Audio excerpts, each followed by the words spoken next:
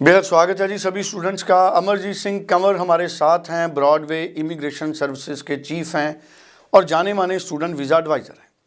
Canada ने पिछले लगभग 1 साल से कई बार अपने रूल्स को चेंज किया है, रूल्स को अपडेट किया है।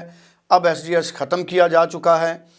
कई रूल्स स्टूडेंट्स के फेवर में भी है और कई स्टूडेंट्स के लिए ये रूल्स चेंज होना एक मुश्किल स्थिति बना रही है। अब ऐसे में सबसे बड़ा सवाल यही है जिसको मैं चाहूँगा अमरजीत सिंह कंवर एड्रेस करें कि बदले हुए रूल्स हमारे स्टूडेंट्स के, मेजॉरिटी ऑफ स्टूडेंट्स के फेवर में है या नहीं। एसडीएस हटने के बाद क्या नॉन एसडीएस हमारे स्टूडेंट्स के लिए बहुत बड़ा चैलेंज तो नहीं है। इन तमाम पॉइंट्स पर मैं चाहूँगा कि कंवर साहब आप हमारे स्टूडेंट्स को ब्रीफ करें, एक्सप्लेन करें और पॉइंट टू पॉइंट इन्फॉर्मेशन को अपडेट करें। जो अब कनाडा का नया सिस्टम बना है, क्या वो स्टूडेंट के फेवर में है, क्या स्टूडेंट के लिए सेफ है या नहीं है, परमानेंट रेजिडेंसी को लेके, पोस्ट स्टडी वर्क वीजा को लेके, कॉस्ट को लेके। क्योंकि कनाडा में अब दोबारा इंटरेस्ट जागने का सबसे बड़ा कारण है कि अब कनाडा बहुत ज्यादा बजट में आ गया। क्योंकि अब कनाडा जाने के लिए जीआईसी नहीं करने की जरूरत है। अब कनाडा जाने के लिए पूरे साल की फीस देने की जरूरत नहीं है। अब कनाडा जाने के लिए कॉलेजेस स्पेसिफाई हो चुके हैं, कोर्सेज स्पेसिफिक हो चुके हैं।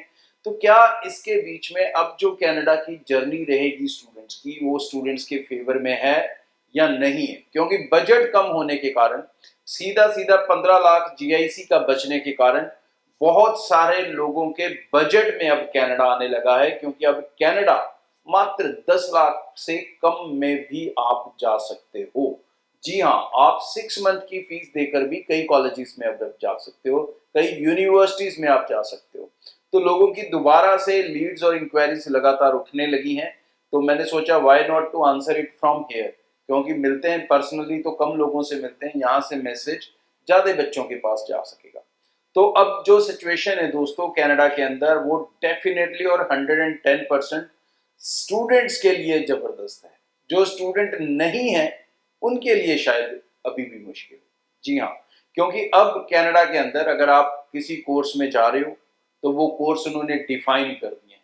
पहले वो कॉलेज डिफाइन करते थे, अब उन्होंने कोर्स डिफाइन कर दिए कि किस कोर्स में आप आ सकते हो और आपका फ्यूचर है। तो भाई इससे ज्यादा स्पेसिफिक कुछ नहीं हो सकता।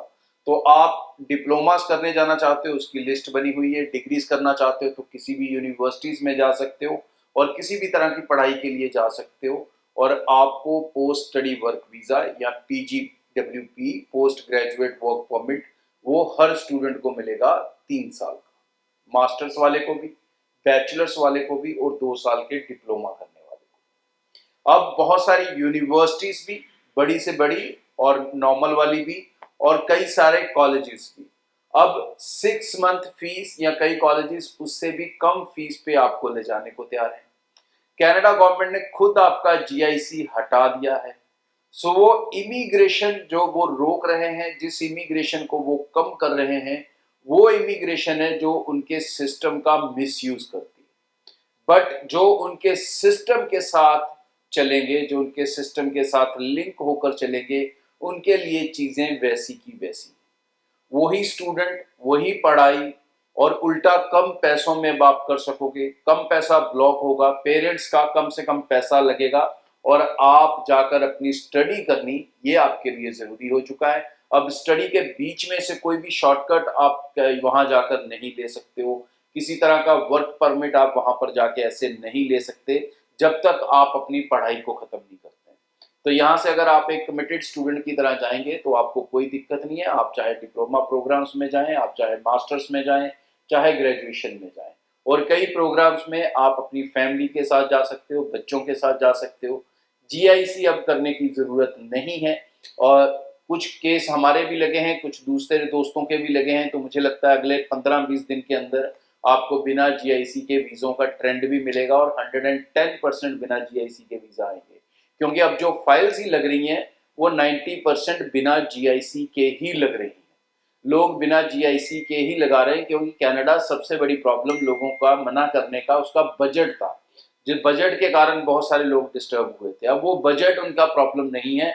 जॉब्स उनको पता है आज नहीं तो कल सब चीज़ें ये सॉर्ट आउट हो जाती हैं, ये बड़े मसले नहीं होते, ये हर किसी की अंडरस्टैंडिंग है।